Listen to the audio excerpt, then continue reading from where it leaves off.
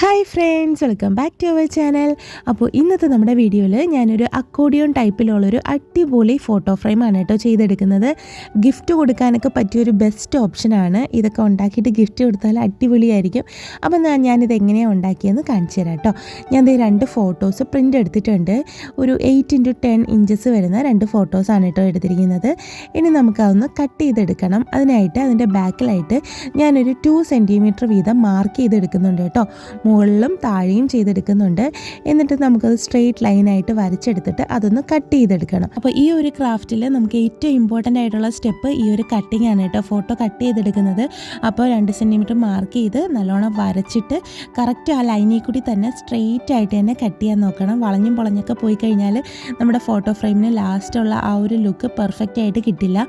അപ്പോൾ ഈ ഒരു സ്റ്റെപ്പ് നമ്മൾ നല്ല പെർഫെക്റ്റ് ആയിട്ട് കറക്റ്റായിട്ട് തന്നെ കട്ട് ചെയ്തെടുക്കുക.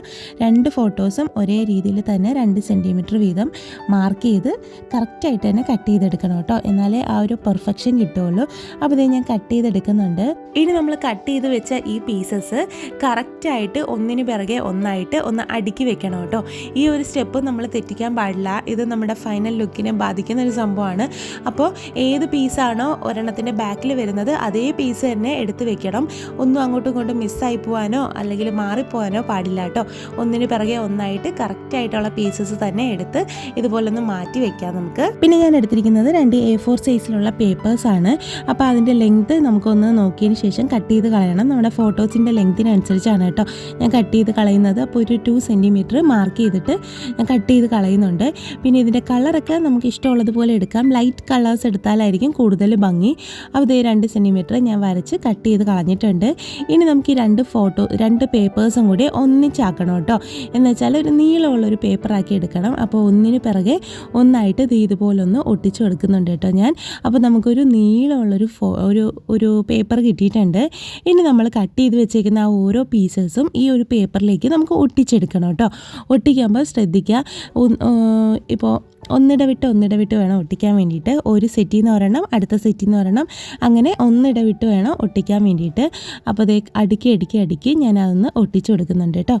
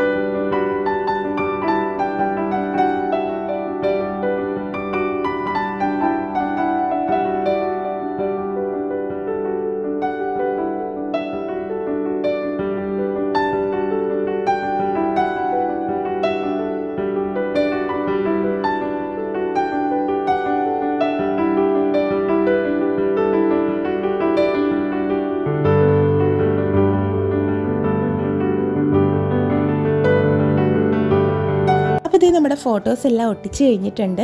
എന്നിട്ട് ഞാനൊരു സിക്സാക്ക് മോഡലിൽ, ഒരു അക്കോർഡിയോൺ മോഡലിൽ അത് മടക്കി എടുത്ത് വെച്ചിട്ടുണ്ട് കേട്ടോ. ഇനി നമുക്കിതൊരു സർഫസിലേക്ക് ഒട്ടിച്ചെടുക്കണം. അതിനായിട്ട് ഞാനൊരു ഫ്ലൈവുഡിൻ്റെ പീസാണ് എടുത്തിരിക്കുന്നത്. ഇത് ഒരു ഫോട്ടോ ഫ്രെയിമിൻ്റെ ബാക്കിലുള്ള ആ ഒരു ഫ്ലൈവുഡിൻ്റെ പീസാണ് കേട്ടോ.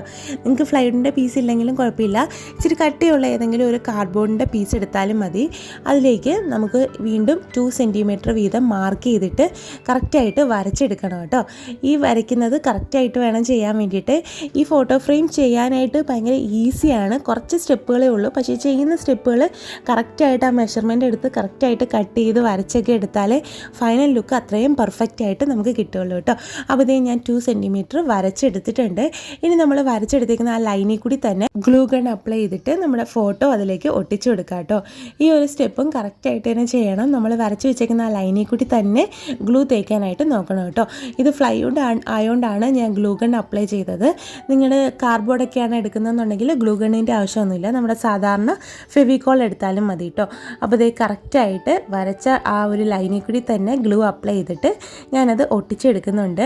അപ്പോൾ ഭയങ്കര ഈസി ആയിട്ട് ചെയ്യാൻ പറ്റുന്ന ഒരു അടിപൊളി ഫോട്ടോ ഫ്രെയിമാണ് കേട്ടോ. ഗിഫ്റ്റ് ചെയ്യാനൊക്കെ ഒരു അടിപൊളി ഒരു ഓപ്ഷനാണ്, പെട്ടെന്ന് ചെയ്തെടുക്കാൻ പറ്റും.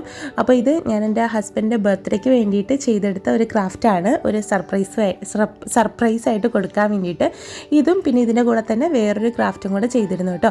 അതും കഴിഞ്ഞ വീഡിയോയിൽ ഞാൻ ഇട്ടിട്ടുണ്ട്, കാണാത്തവരുണ്ടെങ്കിൽ ഒന്ന് കണ്ടു നോക്കണേ. ഒരു ബർത്ത്ഡേ കാർഡ് ചെയ്യുന്ന ഒരു വീഡിയോ ആയിരുന്നു. അപ്പോൾ ഇത് നമ്മുടെ ഫോട്ടോസൊക്കെ ഒട്ടിച്ച് കഴിഞ്ഞിട്ട് ബാക്കിൽ ഹാങ് ചെയ്യാനുള്ള ത്രെഡും കൂടി ഞാൻ ഒട്ടിച്ച് കൊടുക്കുന്നുണ്ട് കേട്ടോ. അപ്പോൾ ഇത്രയേ ഉള്ളൂ നമ്മുടെ അക്കോർഡിയോൺ മോഡൽ ഫോട്ടോ ഫ്രെയിമിൻ്റെ പണി എന്ന് പറയുന്നത് കഴിഞ്ഞു. അപ്പോൾ ഇതിൻ്റെ ഫൈനൽ ലുക്ക് കാണിച്ചു തരാം. അടിപൊളിയാണ്. ഇതാണ് ഇതിൻ്റെ ഫൈനൽ ലുക്ക്. നല്ല ഭംഗിയില്ലേ കാണാൻ വേണ്ടിയിട്ട്. ഇത് എവിടെയെങ്കിലും ഒന്ന് ഹാങ് ചെയ്തിടുമ്പോഴാണ് കേട്ടോ കൂടുതൽ ഭംഗി. നമ്മൾ അങ്ങോട്ടും ഇങ്ങോട്ടും നടക്കുമ്പോൾ ആ 2 ഫോട്ടോസും വിസിബിൾ ആവും. അപ്പോൾ നല്ല ഭംഗിയാണ്. അപ്പോൾ ഇതിൻ്റെ ഫൈനൽ ലുക്ക് കണ്ടിട്ട് നിങ്ങൾക്ക് ഇഷ്ടമായോ ഇല്ലയോ എന്നൊക്കെ കമൻറ്റ് ചെയ്യാൻ മറക്കല്ലേ. ഇഷ്ടപ്പെട്ടാൽ ചാനലൊന്ന് സബ്സ്ക്രൈബ് ചെയ്യാനും ലൈക്ക് ചെയ്യാനും കൂട്ടുകാർക്കൊക്കെ ഒന്ന് ഷെയർ ചെയ്യാനും മറക്കല്ലേ കേട്ടോ. അപ്പോൾ ഇതാണ് നമ്മൾ വേറൊരു ഗിഫ്റ്റ് ചെയ്തെന്ന് പറഞ്ഞല്ലോ അത്. അപ്പോൾ ഇതിൻ്റെ വീഡിയോയും കാണാത്തവരുണ്ടെങ്കിൽ ഒന്ന് കണ്ടു നോക്കൂ കേട്ടോ. അപ്പോൾ ഇത്രയേ ഉള്ളൂ. നമുക്കിനി അടുത്ത വീഡിയോയിൽ കാണാം. ബൈ.